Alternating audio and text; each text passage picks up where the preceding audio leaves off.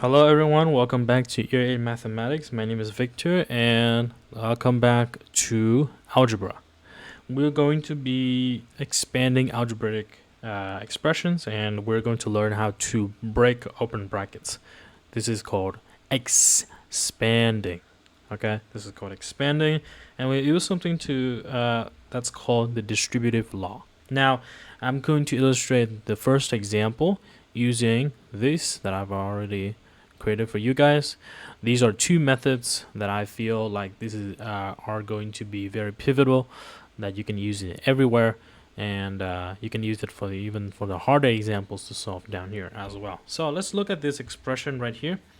We have 3 open bracket x plus 4 close bracket. So remember, a number jammed right up against a bracket right here, this number 3 means multiply. So this is 3 times the entire bracket. Now, I showed you a habit where I talked about how when you're in doubt, you should draw things out.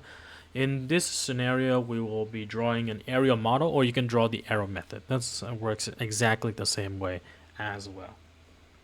So think of this as finding the area of a rectangle. The height is 3, the length is x plus 4. Now we can split the rectangle into 2 smaller pieces. So as you can see right here, I've divided this in 2 boxes. And so the area of the first piece is 3 times x. This is of course, the height, and this is the length. So for the first one, so 3 times x. Same thing for the second one is going to be 3 times 4, which is going to be 12, positive 12, and here. So the total area of this, because the total area is a combination of these 2 smaller rectangles, I add them together, so I have the total area of 3x plus 12. That is our answer for using the area model. You can use this model; it looks cleaner, or you can use the arrow method here also as well. When you're doing algebraically without the drawing, you want to multiply everything on the outside using everything on the inside. So arrow number 1 and arrow number 2. So arrow number 1, 3 times x is 3x. Arrow number 2, I'll go around the x. I want to go to the 4. 3 times positive 4 is plus 12, or positive 12. And the expanded expression will be 3x plus 12. So that is the arrow method and the area method for this example. Now we want to try harder examples because those will be on test day. So let's try it ourselves. So look at the examples to solve. Go back here, expand that. We'll write it down. Minus 2 multiplied by y minus 5. Okay.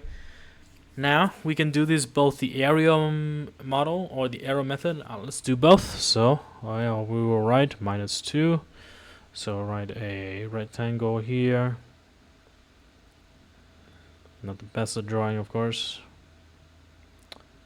This will give us rectangles. I will put this into y, and then minus 5 here, and I'll give this to minus 2. Now we just need to multiply this and then combine the 2 together. So minus 2y, this will give us minus 2y. Minus 2 multiplied by minus 5. 2 negatives make a positive, so that will be 10. And that will be positive 10. So I just need to add these together, and what we'll have is negative 2y, or minus 2y plus 10.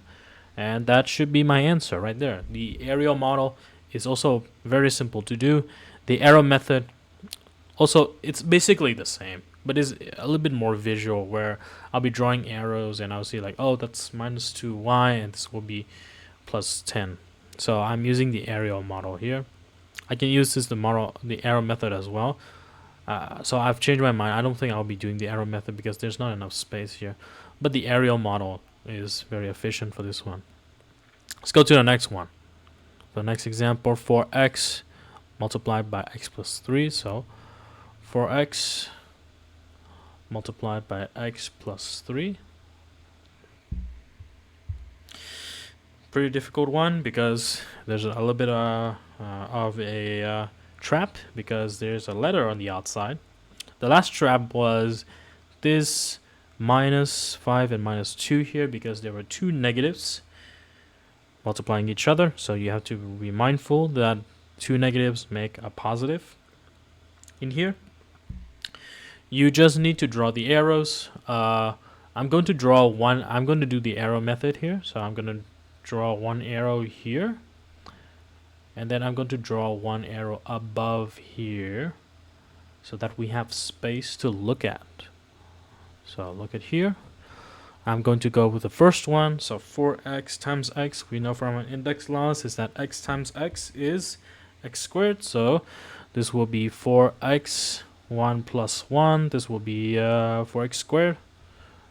So I just erase 1 plus 1 because it will be 2 now. So 4x squared. 4x times 3. Positive 3, of course. So multiply the numbers. So 4 times 3 is 12. And then the x just tags along. So positive 12x. And so the answer should give us 4x squared plus 12x. So yeah, that's even though it looks a little bit complicated at times, but you do this enough times and you do this with the area model visually in your head.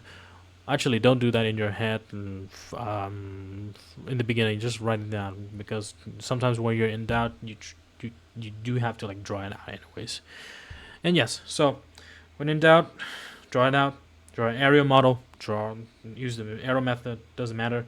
To visualize the multiplication. And the golden rule of expanding is to multiply everything on the outside by everything on the inside. Don't forget the second arrow. Don't forget the second rectangle as well. So I'll see you next time when we run this process in reverse.